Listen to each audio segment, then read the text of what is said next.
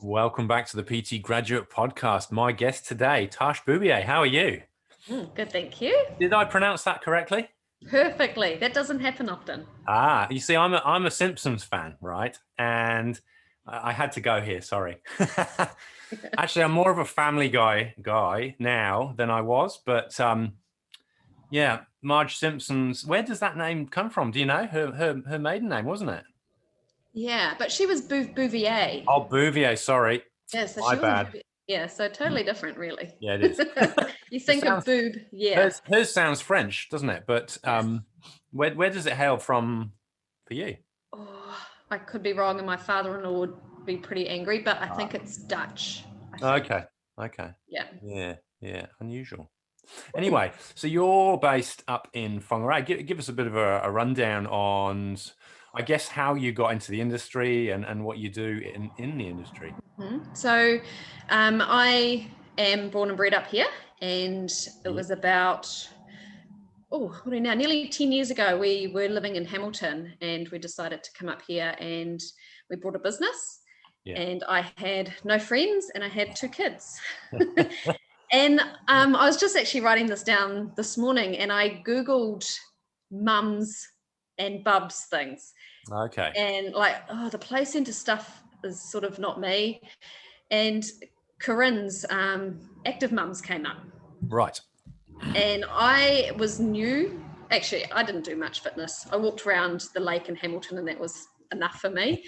And I went along very nervous, and I still are friends with most of the ladies that I trained with, and obviously Corinne.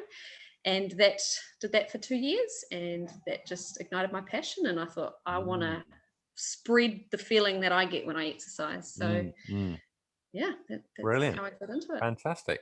So you went off and did some qualifications.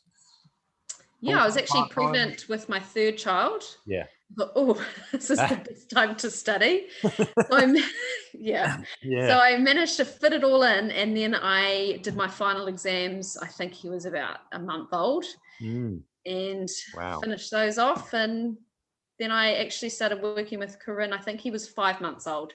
Okay. So I worked with her for about 3 years. Yep. And then I've been working from home for the last 2.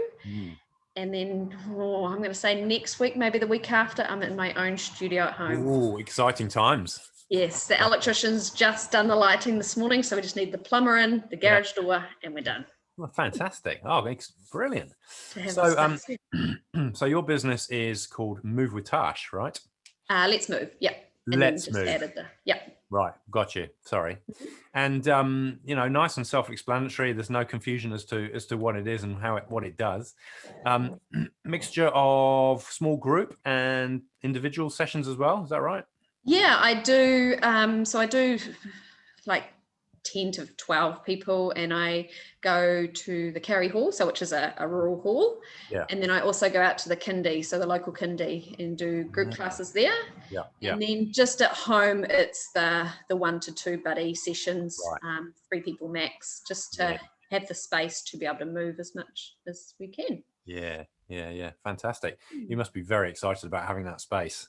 I am, because we open the garage. I've got 3 kids. We trek through. I've got a dog and 2 cats and a husband. So I'm excited to lock my space when I have finished for the day and no one's in there. Yeah. So when I was doing a bit of research, I noticed your name popped up in some interesting places.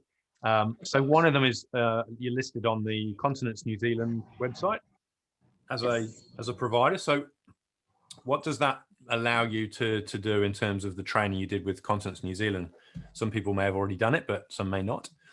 Yep. So it just gave me extra education about dealing with pelvic floor weakness or overactive pelvic floors, and also prolapses. So it was a day course. Yeah. And then I even plucked up the courage, because I keep sending my clients to our local women's physio, Shelley, and I went and saw her myself and learned quite a bit about myself, things that I thought were fine for my pelvic floor. Yeah. I needed to work on, and it was a really cool experience to go there. And I think most women should check themselves out. Yeah. So I mean, I've had 3 kids, but they were all, cesareans. I'm fine, but no, I still had a lot to work on. Yeah, that's interesting. So were there some things that you learned from mating with Shelley that weren't covered in the course? No, because it was more, well, actually there was, because it was more about myself. So we talk about weak pelvic floor more than overactive, and I'm a overactive pelvic floor. And, cool, it's strong, it's tight. Well, no, it's not always the case. And that's what I learned from her. Interesting. Yeah. So during the course, were there things that they taught? Was it very much focused around exercise, people managing pelvic floors, or was it sort of just a generic, this is how the pelvic floor works and dysfunction and so on, without the exercise component? Yeah, I found it was more generic, but also things to look out for, because I do like, my passion is getting women started. So people that haven't really exercised before don't know where to start. And that would kick into quite a few people with pelvic floor. Not sort of the weightlifters and the really fit people. We didn't sort of touch on that base.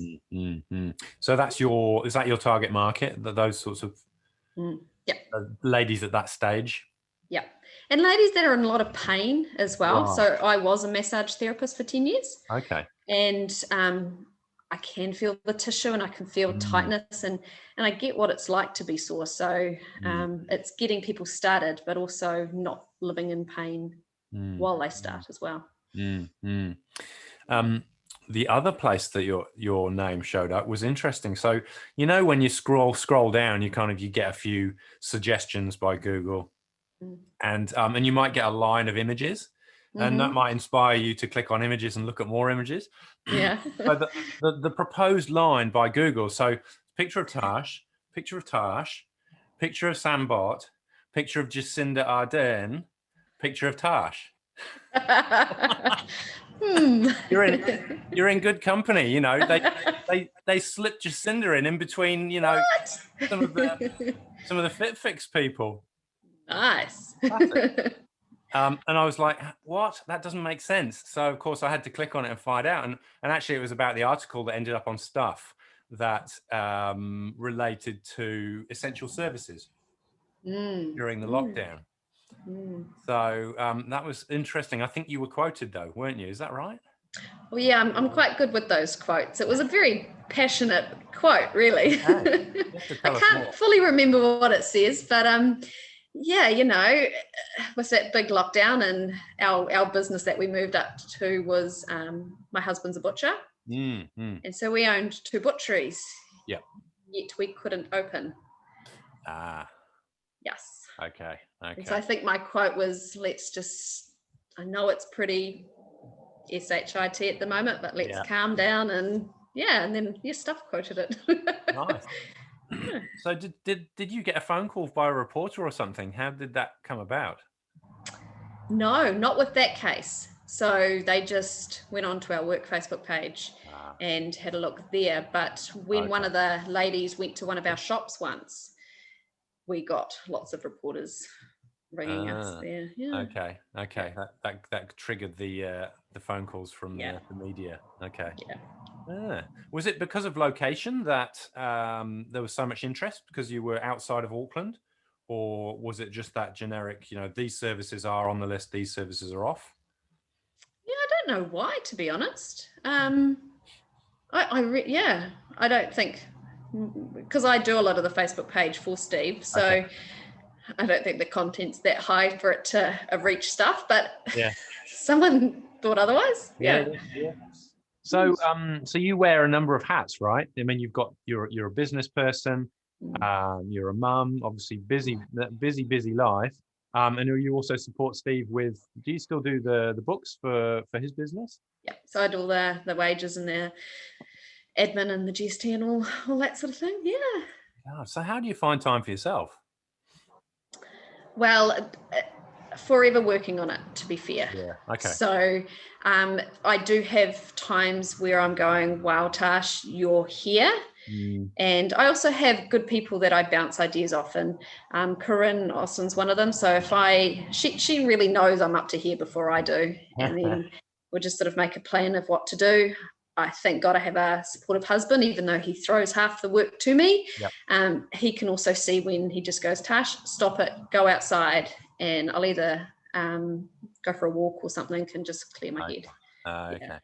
Yeah. So I do have those parts in place. Yeah, important, isn't it? I think it's when you do juggle so many things, sometimes you can't see the wood for the trees, and it's those around you, like you say, who are kind of like clear as day. You need to go and have a break, go and do something different, change your scenery. Yeah, and it is really hard because I have got rid of the things I don't enjoy doing. So everything I am doing I really enjoy, and I've just got to find the balance of doing these without getting overwhelmed.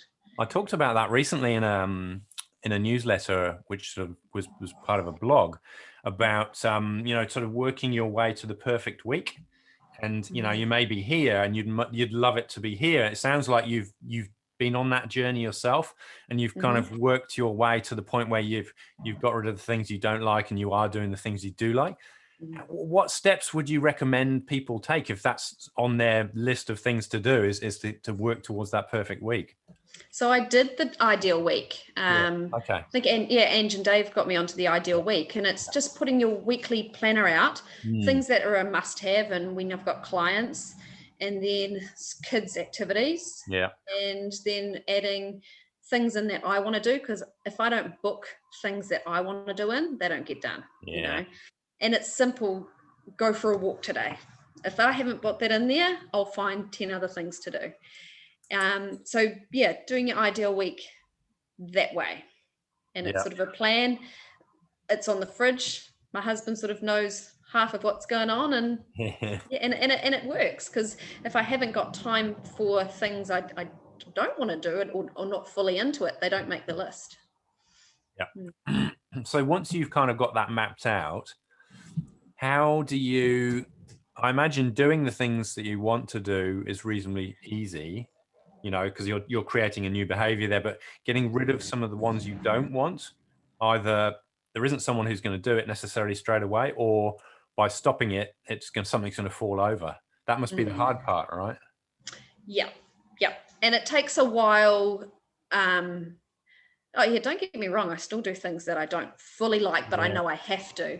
But another thing was, so I was on the hall committee for our that's where I do the classes, and I thought, I had to be on the hall committee to keep it going. That's where I do my classes. And then I sat back and thought, I don't need to go on this, and it was such a weight lifted off my shoulder to hand my resignation and for doing that. And that's a 2.5 hour meeting once a month. Phone calls and that sort of thing, and I don't have to do that. So that was a huge thing that I just said no to. Realized I didn't need that in my life. So I mean, paperwork with the other shop, it's not always enjoyable, but it's part of what we have to do. Sure. Yeah, there's some things you just can't avoid, isn't there? Yeah. But I think it sounds like following that process, you're really taking a critical eye to those things and going, why am I hanging on to this? Why is it really important? Oh no, it's not, or not enough. Yeah, you've bought yourself 2.5 hours a month. That's great. I know, and it's usually in the evenings too, and I get to have 2.5 hours extra with my family at home. Exactly. So you've recently taken on a new role in the Northland region, which is the PT Council ambassador. It's probably early days to sort of say, okay, how's that going? Because I think it's really recent, isn't it? Yeah, 2 weeks. Okay. To be fair, the last 2 weeks has actually flown by, but just 2 weeks. So I'm looking forward to the role. Yes, once I get my head around it, like, it is definitely outside my comfort zone. Okay. Sort of being a leader and getting people together, I'd rather just go along to these things, but I know it's cool to have that group, and there's enough unfit, unhealthy, unmovable people around that we can all have enough clients each, and I really want to bring a group together that want to join me. Yeah, fantastic. So if there are people in Northland that are keen to get involved, what's the best steps they can take to sort of put their hand up and say, is there a meeting, or is there a get together online, or whatever there may be going on soon? Yep, so you can go onto the PT Council page, Yeah. the Whangarei page, and you can just like that, and I'll post updates there. You can also just contact me directly, and I can put you in the right direction. Yeah. I think those two are the best ways to do it. Yeah, hopefully have a meeting in the next month or so, get that together. Awesome. Yeah, it's a really good idea, and I think you're right. When you take the right mindset to those meetings, there's enough for everybody. How can we collaborate? Then they can be really useful, because I know there's mixed attendance, isn't there, in some of these meetings, and I've experienced it myself. Sometimes plenty of people will turn up, and then 2 people will turn up. But it is a good opportunity to network and see how we can help each other, I think. Yeah, especially if you work by yourself as well. It's really good to have a community that you can, bounce a few ideas off or get inspiration from. Yeah, absolutely. Yeah, that's good. What else did I have? Oh, that's right. Before we clicked record, we were talking about sort of client wins and some of the things that have gone well, and you're like, oh, that was good. The client walked away with a big smile on their face, or renewed freedom, or whatever it may be.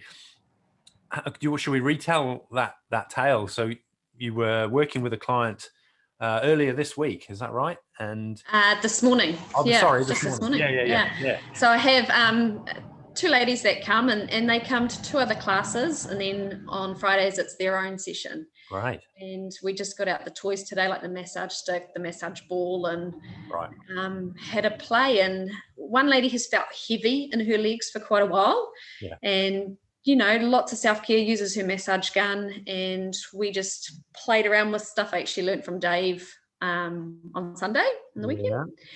And it was really cool because her hip extension, there wasn't much range at all. Yeah. And then your heel to your butt lying down, and that was, I think, good measurements. It was my hands, 3 hands. Yeah. And we managed to get down to 1.5 hand widths, and also range that hip extension up to about 15%, I think it was. Brilliant.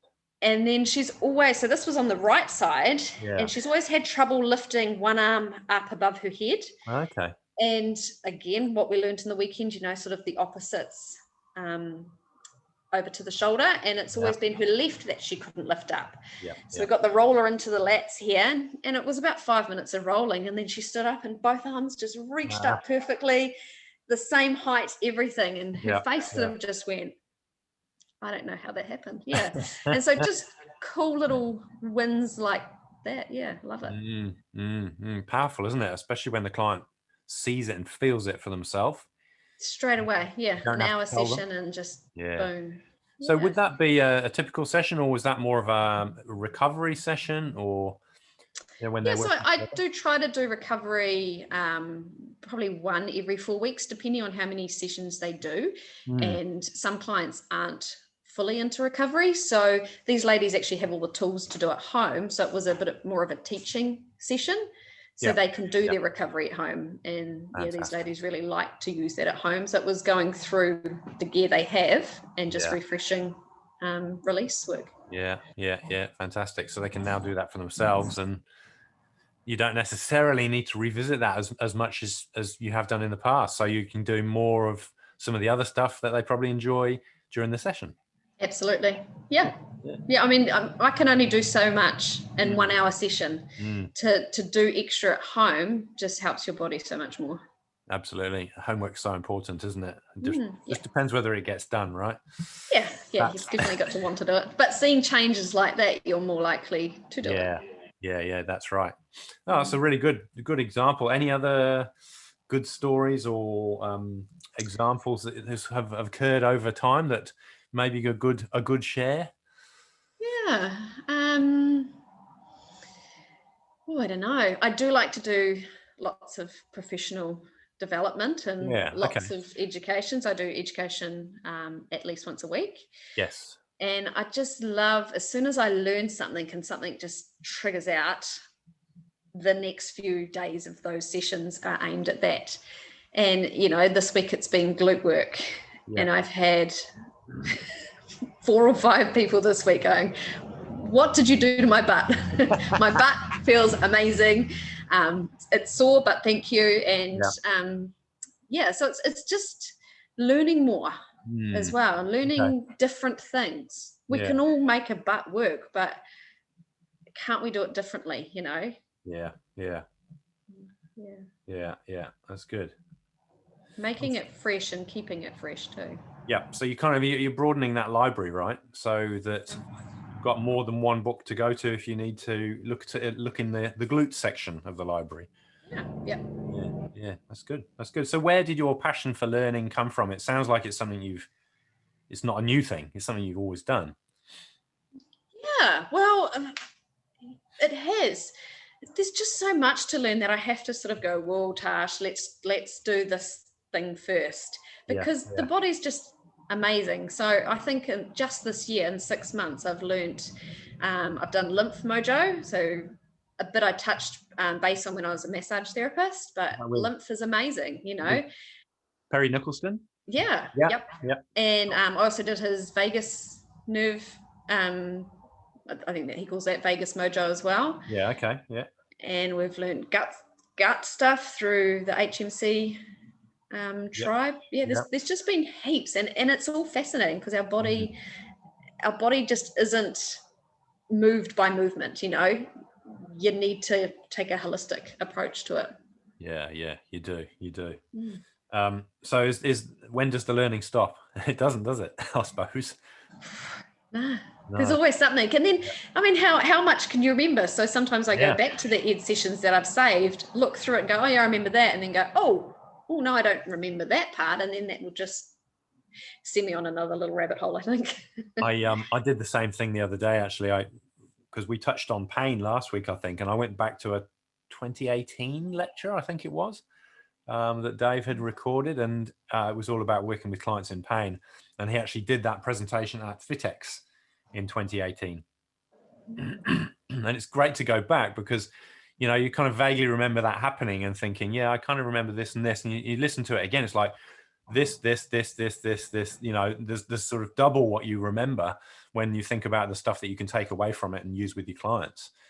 So, and then sometimes you may have a week of going, oh, hang on, I've got a few clients in pain. And then that stuff that you learnt might be relevant now. Whereas when you learnt it, you may be thinking, I need someone with pain, you know, like, let me use the stuff. Because once you learn it, you've just got to go straight into it and teach it. So having that library there helps. Yeah, absolutely. Definitely does. Other tips? Obviously, you've talked about learning. You've talked about sort of having that rhythm of weekly education. What other, I mean, from your own point of view, or people that you've worked with, have been not necessarily game changing, but really, really useful things that you practice, things that you do, things that sort of help you be successful? It may not be technical knowledge. It could be just the way you do things, or. I think a lot of it is knowing your passion as well, knowing who you want to work with or for. And a lot of care, you know. You don't have to get fully involved, but you have to, I feel that I have to care to learn about what a client's issue is, or learn more to help them. Yeah, I get further actually just listening to them, letting them tell their story, caring, so I'm listening. Yeah. Well, they'll pick those vibes up, won't they? Yeah, absolutely. I mean, how often can you tell a story and someone just sits back and lets you tell it without interrupting, and letting people tell their stories. So amazing. True. You know, when you look at your doctor's appointments, you kind of limited to a 15-minute window if you've got something that's not right. And that's not a lot of time to get the message across and feel like you're being heard. And, you know, if we have initial appointments that, you know, we might provide half an hour or 20 minutes or 40 minutes or whatever it may be, it's a significant difference in terms of people's, I guess you've got time to build rapport, you've got time for them to relax, and more likely to open up and share compared to a in and out, you know, routine. Yeah, you don't go you go to the doctor with a list and like try to get everything out you can in that 15 minutes. And whereas, yeah, making an appointment for somewhere to go help me. I need help on a holistic level, full body level. Yeah. So of all the stuff that you've learned, I mean, you've packed a lot in to the years that you've been operating. Of all the stuff that you've learned, what are the highlights for you in terms of stuff you've enjoyed and things that you like to keep doing, in terms of the skills that you've learned along the way? Well, I love like releasing with awareness. So I love when someone's coming in and they're like, oh, my hip's really tight. I look at that and go, whoo, what can we play with? And some of my clients are like, no, stay away with those fingers. But releasing so they walk out going, oh, I can move, because it can be quite simple. People that have moved dysfunctionally for years, and sometimes it can be an easy fix, looking at your feet. Is your feet the issue? Is your hips the issue? Having a look at the body of where those tight limitations are, and helping them move. Yeah, cool. You're right, because that is it's simple but very powerful. Yep. Do you want to just a quick explanation of release with awareness for people who may not have come across that term before? So it's releasing the tissue or the tight spot, but you're aware of releasing it. So you're not sticking your fingers into it and getting like a 10 out of 10 for pain. Yeah. You're about a 6 to a 7, releasing that tissue or that area. So the body goes, okay, cool, I can relax with this. And then you'll reintegrate it with some movement. So your brain goes, cool, that's what you want me to do. My body feels safe moving now that muscle or that area has been released. Yes, nice. Love it. Excellent. Good explanation. Well, I've got lots of notes that I need to type up. So, I've gone through my list of research. So I reckon. And any final words? Any pearls before we sign off? Oh, put me on the spot there, Rich. Sorry. Yeah. Life's really too short to do stuff that you don't enjoy. Find something that you enjoy. The industry, there are so many branches off there. You don't have to do what your neighbour's doing. Find something that really interests you and gets you excited to do it. Yeah. That's awesome. Love it. It's a great note to finish on. Awesome. Brilliant. Awesome. Well, thanks so much for your time, Tarsh. I know you're busy. I'll let you get on with that long list. Awesome. Thanks, Rich. All right. Thanks. See you later. See ya.